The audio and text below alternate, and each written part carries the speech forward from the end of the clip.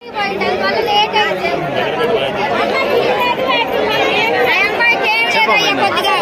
లేదు, పొలాలు లేవు, ఏమీ లేవు.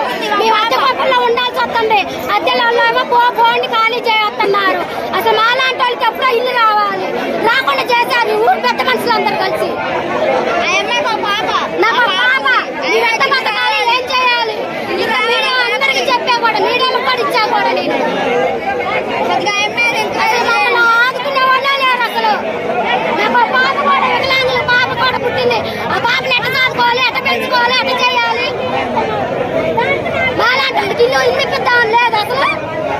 ఎక్కడికెక్కడ తిరిగా నేను చదువుతాయన్ని కలెక్టర్ ఆఫీస్ కూడా పెట్టాను మీరు అప్లికేషన్, మరి కోదాట మున్సిపల్ ఆఫీస్ లో పెట్టే అప్లికేషన్, మరి సూర్యాపేట జిల్లాలో పెట్టే అప్లికేషన్, అవన్నీ నా కార్ పనులు కూడా ఇప్పుడు తెచ్చాయన్ని చూపిద్దామని తెచ్చాయన్ని. అసలు ఓట్లు అయితే కావాలి, ఏ మాయ అయితే మమ్మల్ని అయితే ఆదుకునే వాళ్ళు లేదనమాట.